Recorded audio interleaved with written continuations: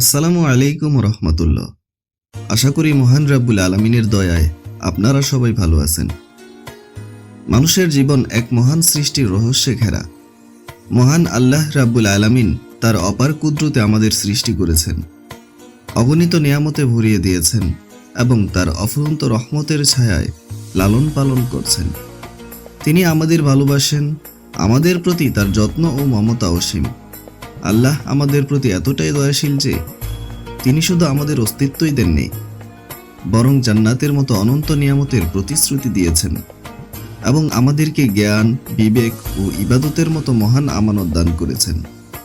তিনি আমাদেরকে পৃথিবীতে তার খলিফা হিসেবে প্রেরণ করেছেন, যাতে আমরা ন্যায় ও সত্যের পথে থেকে তার সন্তুষ্টি অর্জন করতে পারি। আল্লাহ পৃথিবীতে অনেক নবী রাসূল পাঠিয়েছেন যেন আমরা সৎ ও ন্যায়ের পথে চলতে পারি। রাসূল সাল্লাল্লাহু আলাইহি ওয়াসাল্লামও আমাদের অনেক ভালোবাসেন। তিনি সর্বদা চেয়েছেন আমরা যেন সৎ ও ন্যায়ের পথে চলি। তাই আমাদের জন্য রেখে গেছেন অজস্র হাদিস ও বাণী। যে হাদিস মোতাবেক আমল করলে আল্লাহ সারা দিন বা সারা রাত নিরাপদে রাখবেন, পুরো সময় কল্যাণকর ও বরকতময় করবেন। কি সেই হাদিস? চলুন জেনে নেওয়া যাক।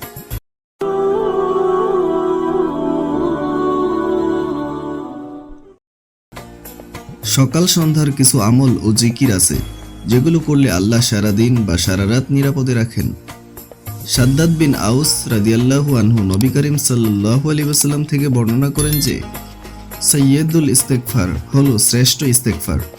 اللهم أنت ربي لا إله إلا أنت خلقتني وأنا عبدك وأنا على عهدك ووعدك ما استطعت أعوذ بك من شر ما صنعت أبوء لك بنعمتك علي وأبوء بذنبي فاغفر لي فإنه لا يغفر الذنوب إلا أنت।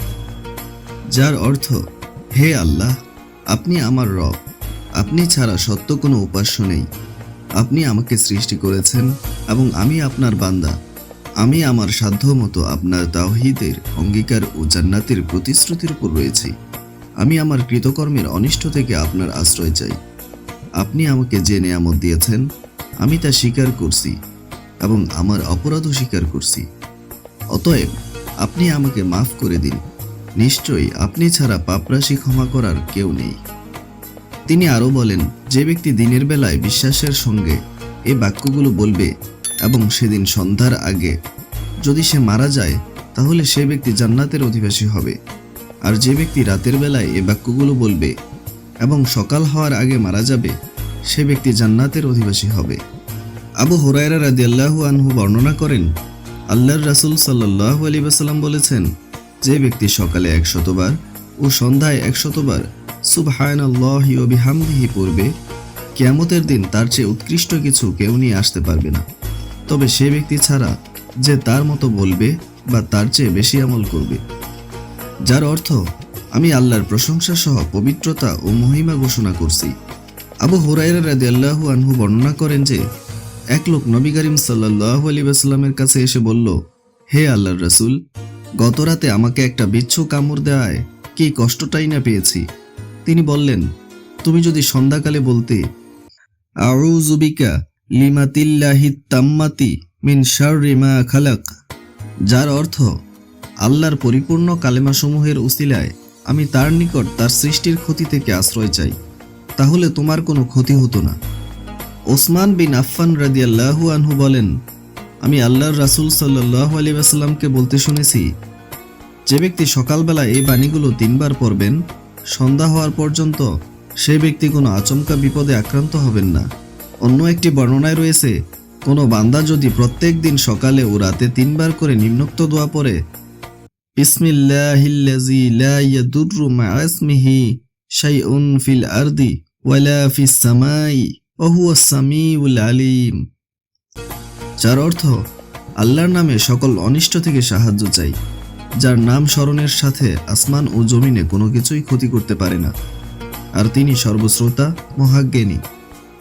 আবু দারদা রাদিয়াল্লাহু আনহু থেকে বর্ণনা করেন যে তিনি বলেন, যে ব্যক্তি সকালে ও সন্ধ্যায় 7 বার নিম্নোক্ত দোয়া পড়বেন, হাসবি আল্লাহু লা ইলাহা ইল্লা হুয়া আলাইহি তাওয়াক্কালতু ওয়া হুয়া রাব্বুল আরশিল আযীম, যার অর্থ আল্লাহই আমার জন্য যথেষ্ট, তিনি ছাড়া সত্য কোনো উপাস্য নেই, তার ওপরেই আমি তাওয়াক্কুল করি, তিনি মহান আরশের অধিপতি, আল্লাহ তার দুশ্চিন্তা দূর করে দিবেন।